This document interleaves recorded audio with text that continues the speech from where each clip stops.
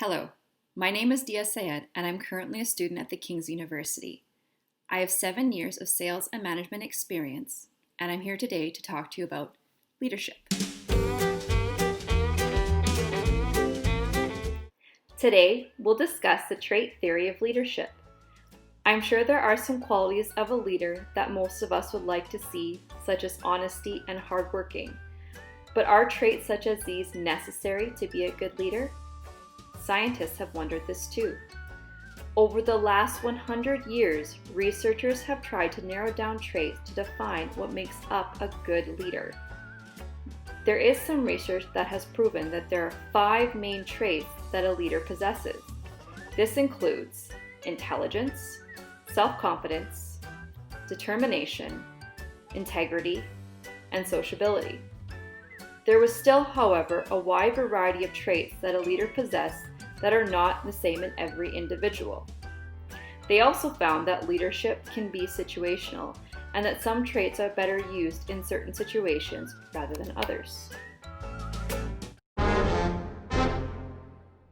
In the early 1990s, scientists list 5 key personality traits linked to leadership. Of course, they're called the Big Five, which is listed behind me.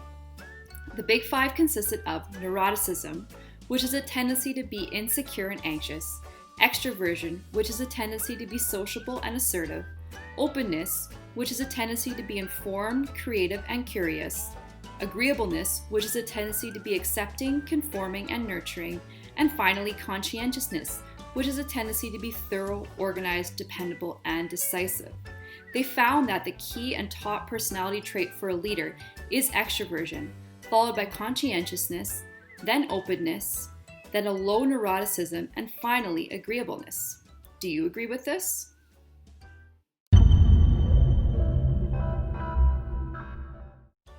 Next, we look at the criticisms.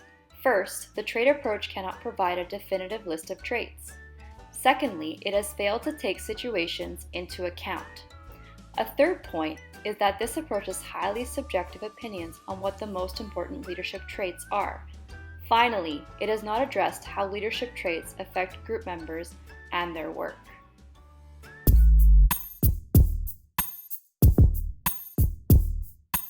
This question was particularly challenging for me because professionally I've struggled to find a good role model that I would like to follow in their traits, and so I've tended to be under people who have exerted a high extroversion but a very low sense of conscientiousness, which has created an environment that has been quite difficult to work in, and it was a struggle.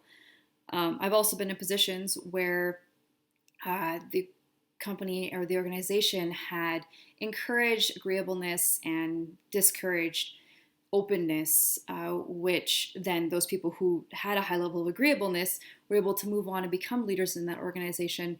But for myself, it wasn't something that I wanted to be a part of or be a leader in, as I really enjoy being creative in those environments.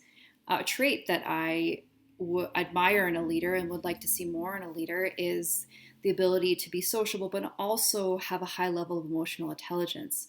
This is because when people have those two combined, they're able to connect with people a lot better. They're able to communicate their own emotions successfully and also detect and aware the other person's emotions to make sure that the relationship they're building as a leader is a good relationship and a solid relationship.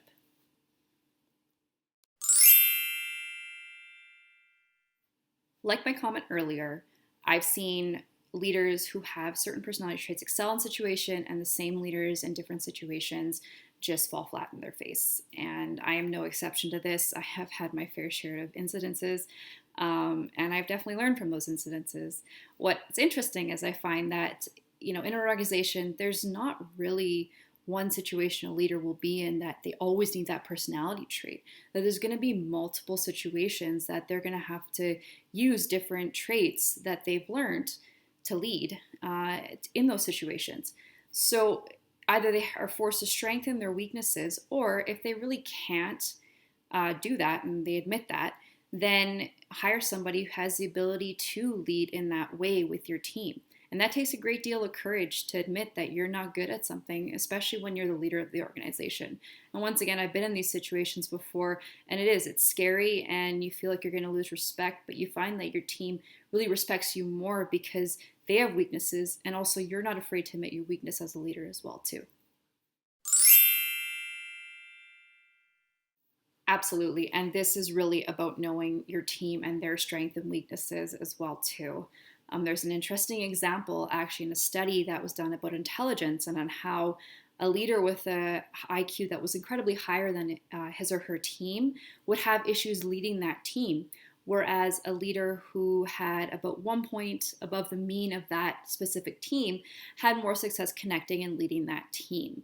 And so it goes to show that certain personality strengths that might be strengths of theirs may not be effective in the leadership setting. I have a personal example of this where I had a leader who was incredibly sociable and expected me to be sociable in that same manner. And I am by nature an introvert. That's part of my personality, and it's taking me a while to learn how to be extroverted in certain situations. And so I was supposed to network at these networking events, and they've ranged from engineering events to travel events, and there's a lot of things that I wasn't aware of, how to create that conversation, initial conversation. And so it was really hard for me to connect at those events, and I got scared, and then it was really hard for me to take my leader's advice and do the things because my personality just didn't match his personality.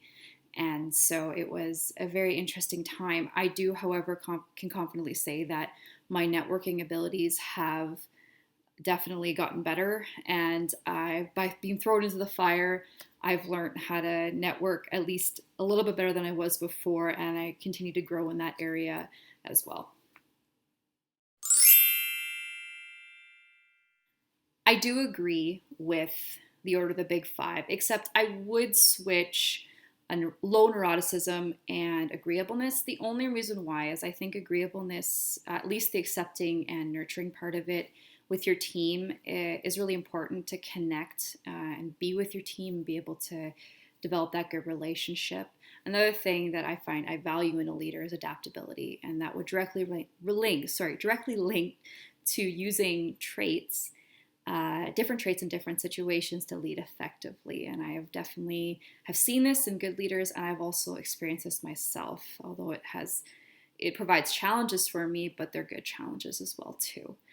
What are your thoughts on the trait theory? Do you like it? Do you not like it? Do you disagree with it? Do you disagree with what I've said? Do you have any comments or questions? I really thank you so much for watching this video and being patient with me, and thank you so much. Bye.